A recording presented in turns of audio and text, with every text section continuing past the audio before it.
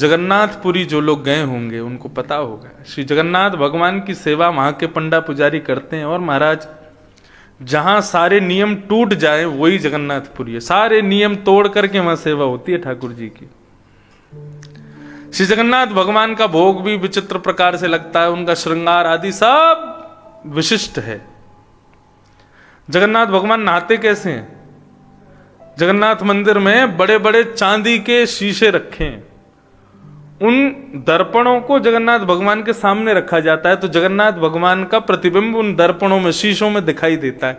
उन शीशे पर जल आदि डाल करके उन शीशों का स्नान किया जाता है ऐसे स्नान होता है जगन्नाथ जी का। तो वहां की सेवा पद्धति, नियम पद्धति, ये सब हर स्थान से अलग है, विलग है, अलग ही है कुछ।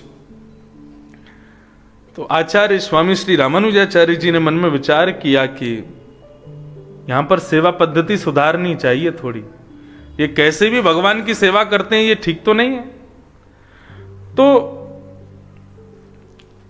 रामानुजाचार्य जी महाराज अपने हजारों शिष्यों को लेकर के जगन्नाथपुरी पहुंच गए और वहां के पंडा पुजारियों को बाहर कर दिया मंदिर से। बोले तुम सब लोग बाहर रहो, ऐसे कैसे ठाकुर जी की सेवा कर देते हो, कुछ भी बोलते हो, कुछ भी करते हो, कुछ कैसे भी ठाकुर जी को पहना देते हो, ऐसे थोड़ी सेवा होती है। परब्रह्म पूर्ण परमात्मा है, इनकी नियम से सेवा होनी चाहिए, विधि विधान से सेवा होनी चाहिए।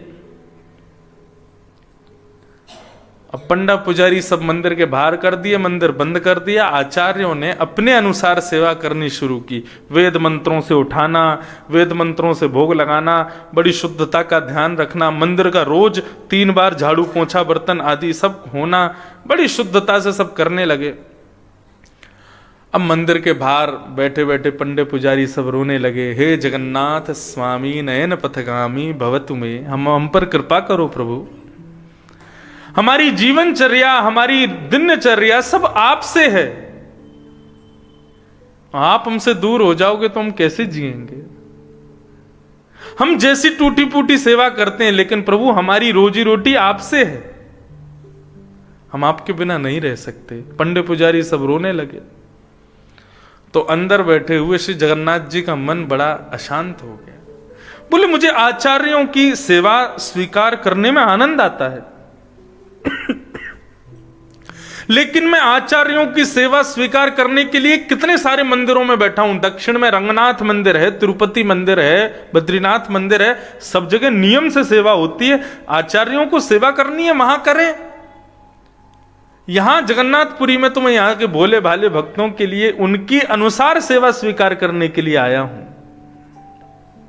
यहां जगन्नाथ प्रभु ने यह बात सिद्ध कर दी, वे जिस भक्त के घर में बैठे हैं उसके अनुसार सेवा स्वीकार करने के लिए बैठे हैं। अब किसी गरीब व्यक्ति के यहां पर, जहां पर एक समय का ही भोजन बन पाता हो, दूसरे समय के लिए व्यवस्था ना होती हो, ऐसे घर में बहुत सुंदर बालक यदि जन्म ले ले, तो आप क्या जाकर के उस बालक को छीन लोगे उससे कि ये भाई बहुत सुंदर बालक है, ये तो करोड़पति घर में रहना चाहिए, इसको 3 समय भोजन मिलना चाहिए, इसको 2 बार दूध मिलना चाहिए, इसको तो सोने जवाहरात पहनाने चाहिए। अरे वो बालक को जन्म उस माँ ने दिया, उसकी क्या गलती है कि वो गरीब खानदान में, वो जैसे खानदान में आया है वो उसके प्रारब्ध से ही तो आया है। उसकी सुंदरता देख करके आप उसको उस घर से दूर तो नहीं कर सकते ना। ठीक उसी प्रकार ठाकुर जी जिस घर में पहुंचे हैं वो उस घर के व्यक्ति की अनुसार सेवा स्वीकार करने के लिए पहुंचे। हम क्यों जाकर के बीच में कहें कि ऐसा नहीं होना चाहिए, ऐसा नहीं होना चाहिए? अरे जैसा है अच्छा है।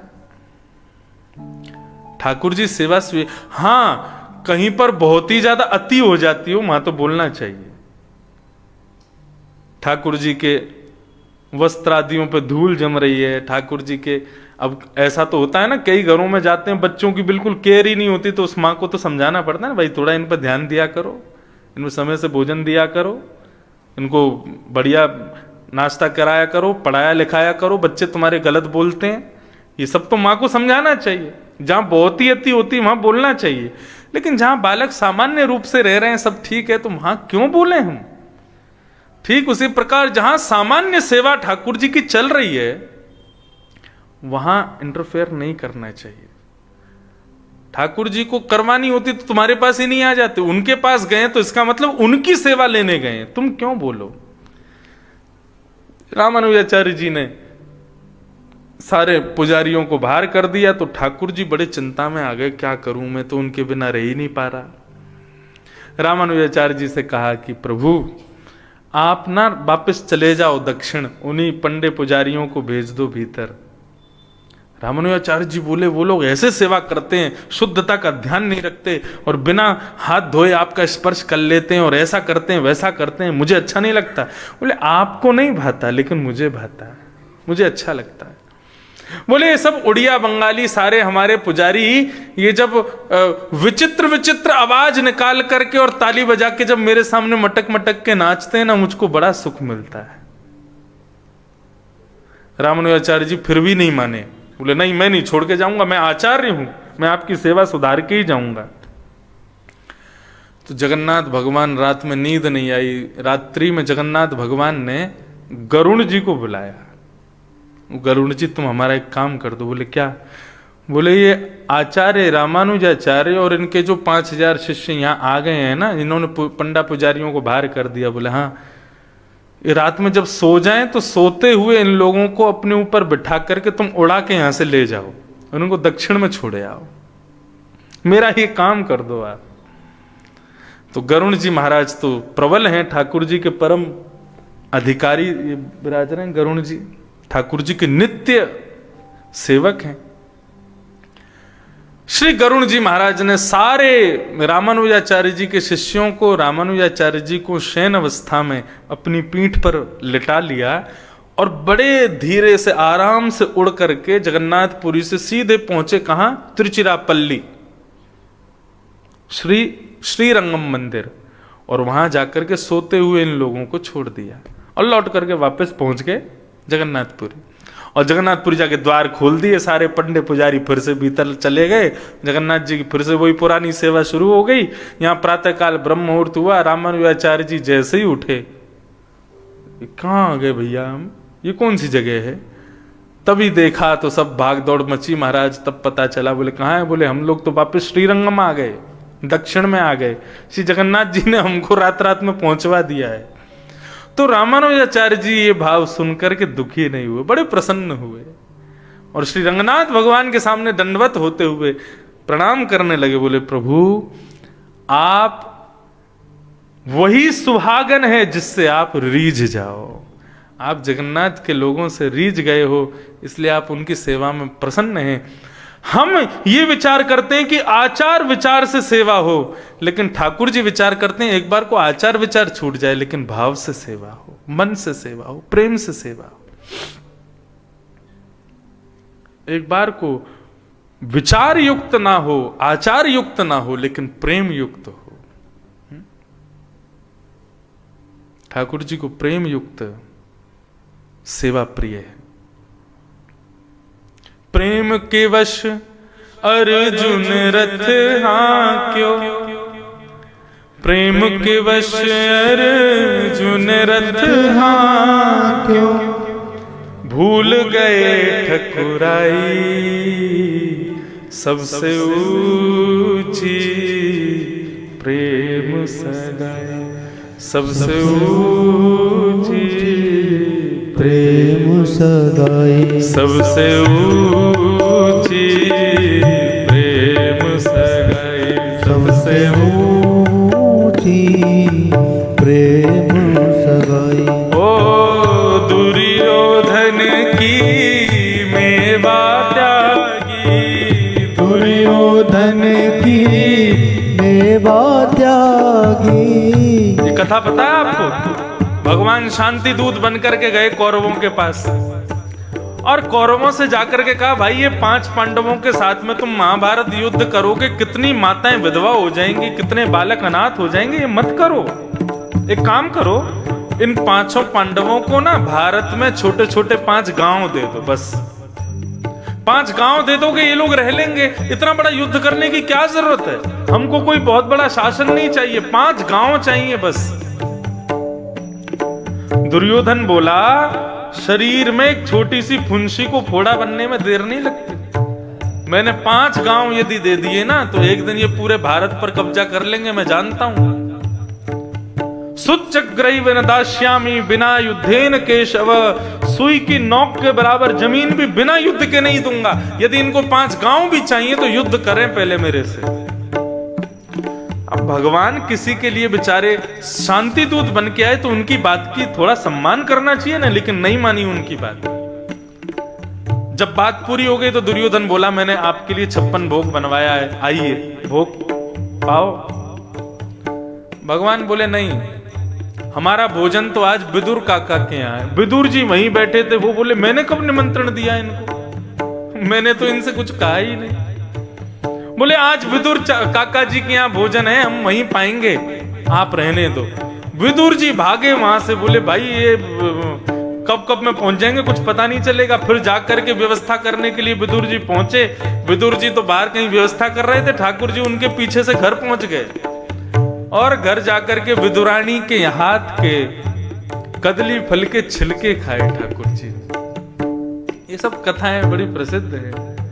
ओ दुर्योधन की मेवा त्यागी, दुर्योधन की मेवा त्यागी, साग विदुर घर खाए,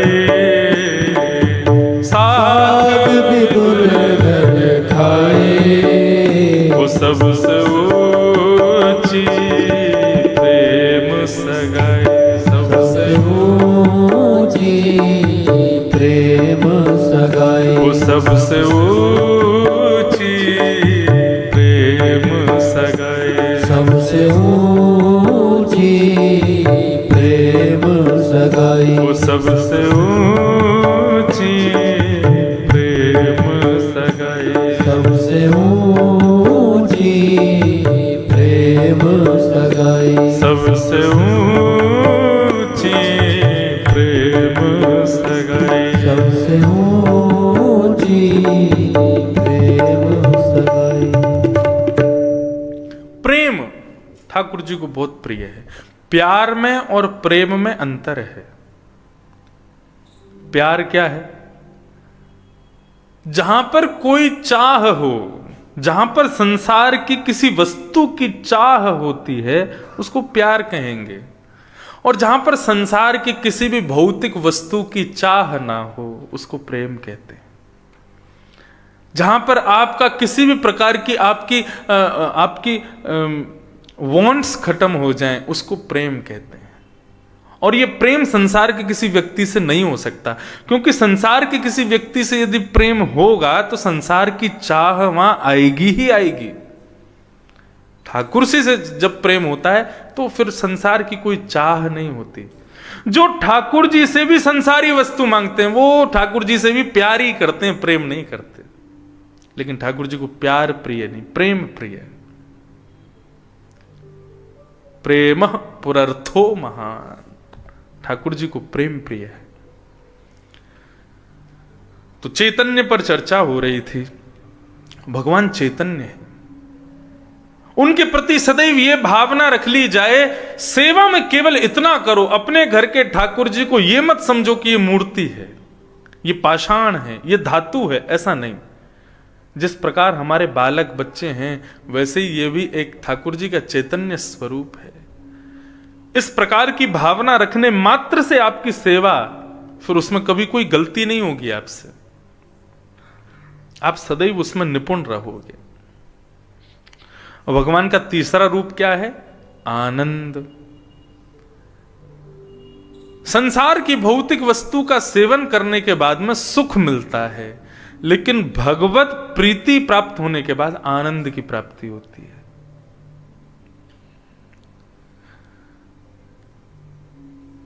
कॉमेडी नाइट्स के कार्यक्रम देखोगे तो सुख मिलेगा, कवियों के कवित्व सुनोगे तो सुख मिलेगा, हास्य कवि सम्मेलन जाकर के देखोगे सुख मिलेगा, मूवीज देखोगे सुख मिलेगा, लेकिन कथा सुनोगे सुख नहीं मिलेगा, आनंद मिलेगा। यहां आनंद मिलता है।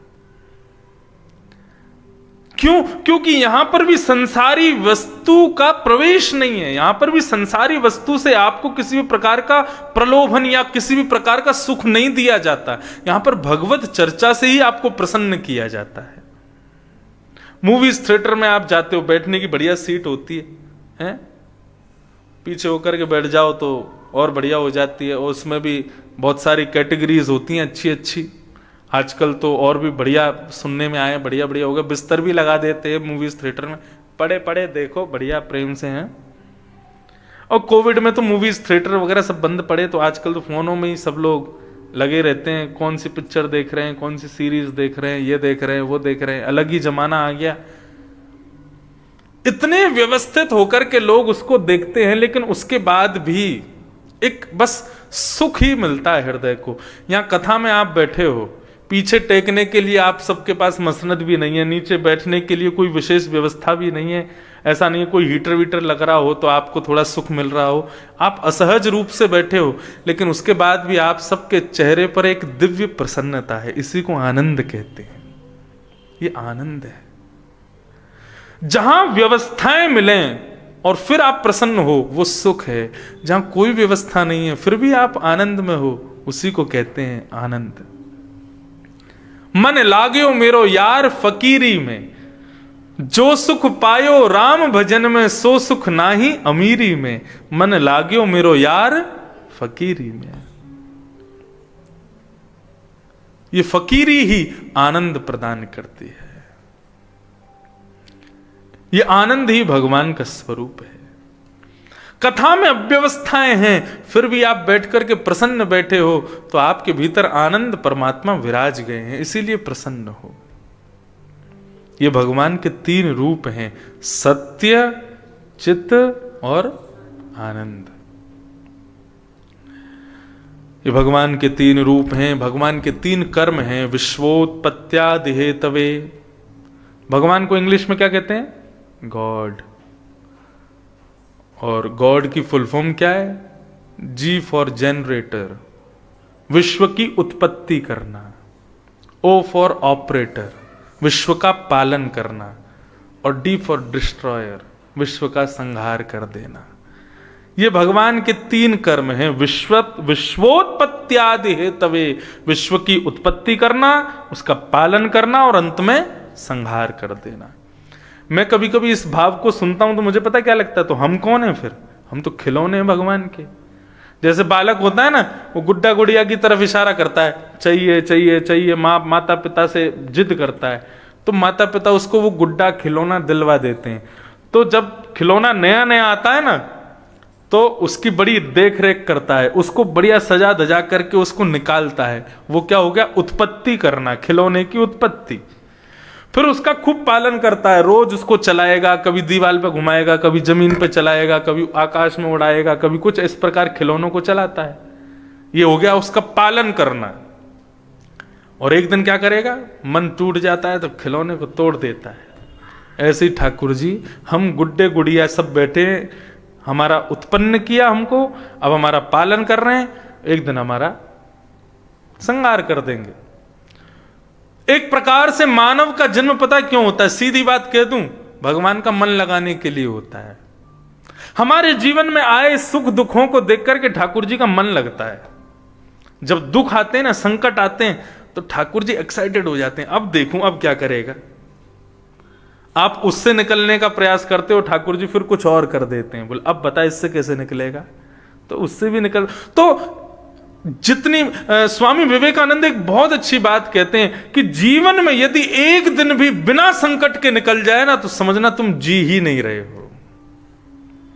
यदि प्रत्येक दिन कोई ना कोई संकट आपके जीवन में है, तो इसका मतलब यह समझ लेना ठाकुर जी मुझको जानते हैं, इसीलिए संकट मुझे ही दे रहे हैं।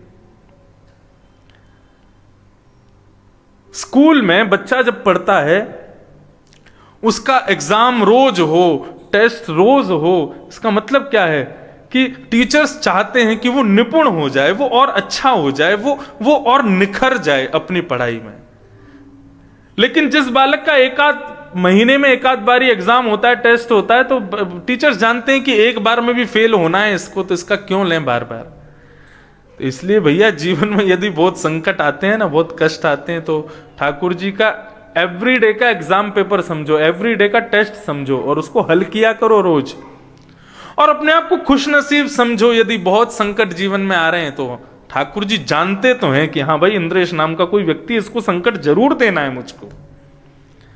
किसी के जीवन में संकट नहीं आ रहा है तो उसको चिंता होनी चाहिए, कहीं ठाकुर जी भूल तो नहीं गए मेरे को, कहीं वो विस्मृति तो नहीं होगी कि मैं भी हूं यहां पे।